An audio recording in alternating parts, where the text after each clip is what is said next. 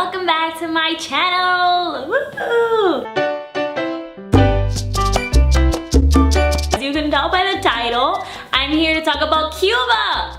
I just came back from Cuba and I had the most amazing time ever. It was awesome. I can't even say it enough how great it was, how good I felt being there, and how much fun I had, me and my boyfriend, because we went together. It was a Christmas gift from my boyfriend and I was very surprised and happy.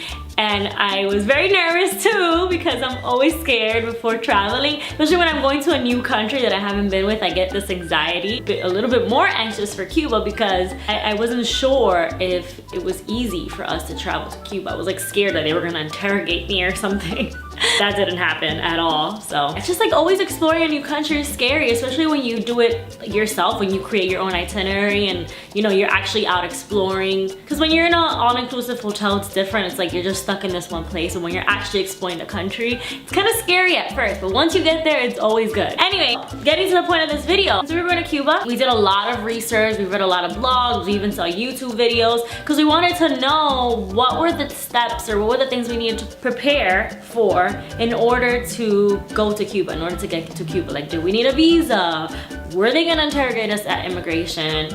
All those things, all those questions were running through our minds, and we did find answers to them. We definitely did. There were some good blogs out there, which I will link below. But I wanted to talk about it and maybe have it just in one video. This is how to get to Cuba as an American. So it's very, very, very easy. I didn't think it would be, and it's so easy to get to Cuba as an American. It's the same as going to any other country. The only difference is that you need a visa, which you do need visas for other countries, but not for most as an American. But yeah, you do need a visa to get to Cuba, and you need to choose a reason for going. So still, as Americans, we're not allowed to go to Cuba as tourists. There's a set of 12 reasons that I guess the government came up with which allows us to go, and you have to fall under one of those 12 reasons. There are two reasons that I read about that most people fall under, that most people end up choosing because they're very general and vague, and I will link down below where you can get that information in greater detail. So those two that I said are very common are called people to people, and then the other one is called support for the Cuban people. My boyfriend and I decided to choose support for the Cuban people because it entails speaking with locals and interacting with them and talking to them about how we live and how they live and all that, and also spending money in supporting them, like buying paintings from them, things like that. That resonated with us, and we're like, yeah, let's do that one.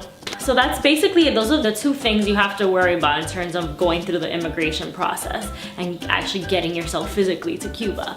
Of course, you need to have a passport, make sure it's not expired. Oh, another thing that I would recommend is to make an itinerary just in case. I read that 5% of the time they ask you at immigration for an itinerary, or like ask you questions of what to do there and things like that. Didn't happen to us, but supposedly 5% of the time it happened. So we did an itinerary, which when I travel, I usually have an itinerary anyway. I don't do it because I'm very bad at planning, but my mom does it, and in this situation my boyfriend did it. So we had one, and yeah, it's just like a day-by-day plan of what we would be doing. So we had that just in case, but really the only things that you need in order to physically get yourself there is obviously buy the ticket on your airline. Most major airlines are going to Cuba: Delta, American Airlines, JetBlue. I think those are the main three. There might be other ones. I went on Delta. And also another thing that the Cuban government requires is that you need to have health insurance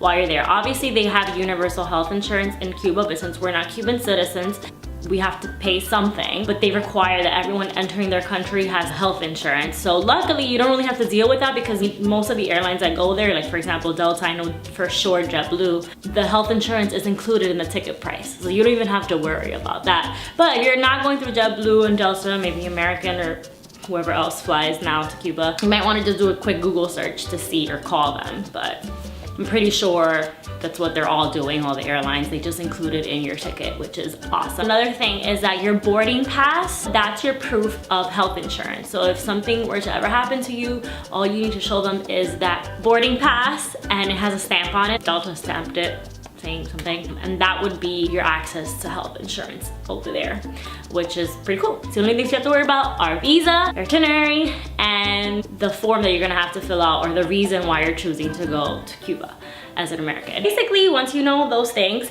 you get to the airport, make sure you're there early, 3 hours early. We got there a little bit too early. By the time we got there wasn't even anyone at the Delta desk yet, because it was really, really early. It was like freaking 4 in the morning. Anyways, so once you get to the airport, I don't know about the other airlines, but Delta has a sign that says, if you're going to Cuba, you have to go to the check-in desk. Usually, if you're not checking in a bag, you don't really have to go to the check-in desk. You can go through the kiosk.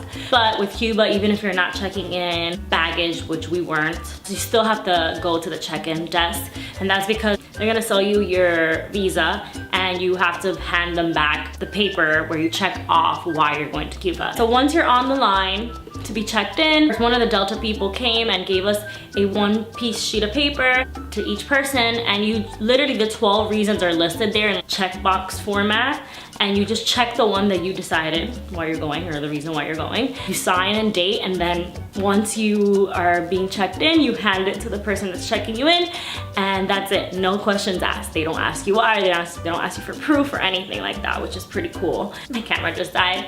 So where were we? Yes. So the visa, once you get to the counter, they'll sell you the visa, $50, really easy. You pay, they give it to you, and you fill it out yourself. Basically your name, first and last name, your date of birth, your nationality, and your passport number. Those are the only things you have to fill out. The people at the desk told us that just to be very careful of filling it out, because if you make any mistakes, you can't cross it out. You'll have to purchase a new one. But I found that even if you do make a mistake, the only people that really look at the visa are the people in Cuba. When you get to Cuba, immigration looks at your visa, and then when you go through immigration in Cuba, when you're coming back to the United States, they take your visa from you. But I didn't see them like looking, making sure that passport numbers are aligned. Like they didn't really do that, so I don't think it would be a big deal. But also just be careful. We didn't make any mistakes, we were being very careful, and yeah, you don't want to purchase another $50. And I mean, it's just easy, like, you know, your date of birth and your name. You have to make sure that you keep your visa your entire stay though, because when you're coming back, they're gonna check to see if you have that visa. In terms of the actual immigration process, it was very easy. It was just like going to any other country. You know, they just check to make sure it's you, all that good stuff. They didn't ask me really any questions. Like they didn't ask me, you know, why I was going there. They didn't interrogate me, which is what I was scared about, because who just likes to be interrogated? Like, you're not doing anything wrong, you know? Yeah, nothing like that happens. When we came back to the United States, and immigration was really easy as well. No questions asked, you know, just making sure you are you, and that's about it. The main thing is to have fun in Cuba. You guys are gonna have a blast. Obviously, there's so many other things to talk about in terms of Cuba, but I wanted to just say, because a lot of people have been asking me when I started posting pictures on Instagram now, asking me like, what's the process of getting to Cuba? Like, do they interrogate you? Like, what do you have to do in order to get there? Like, is it easy? And I'm like, wow, it's so easy. I wish someone would told me, like, don't worry about it, it's so easy, just go. I was like, let me make this video just to reassure everyone that it's the easiest process ever. And as long as you know the reason why you're going, have your visa, keep it on you at all times, you're literally good to go. Like, don't be scared at all. I recommend you guys go to Cuba. It's so awesome that they did this, that, you know, we're able to go now easier. And yeah, it's such a beautiful country. Everyone's so nice and welcoming, beautiful weather, beautiful things to see, and people to talk to. The people are what made my trip, because everyone was so awesome. We stayed at people's homes and they were just so welcoming. So many stories, but I recorded my entire trip, and I'm going to upload it up to YouTube after I edit it, because it's so much footage. But I'm gonna upload it up to YouTube, and you guys could take a look, so then you guys could see what I did in Cuba. I will post that up. I don't know if it's posted already, probably not, but when it is, I'll link it down below, or just check my channel, come back, make sure you subscribe so you can get that in your timeline. And when I post that, it's gonna be so fun. It's so beautiful, all the things that I recorded. So stay tuned for that. And I love you guys so much for watching. Thank you again. Don't forget to subscribe and like, and I will see you guys later. Vámonos para Cuba! So corny. Okay, bye.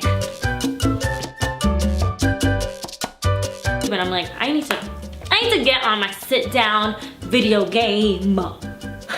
So, I haven't made a sit-down video in forever, except for 5 minutes ago when I first recorded this video, but guess what? I have a Rode mic attached to my camera, and I didn't turn it on, so I recorded this beautiful video, but I didn't record the sound. So that's not gonna work. But I'm okay. I'm gonna record it again. And here we go.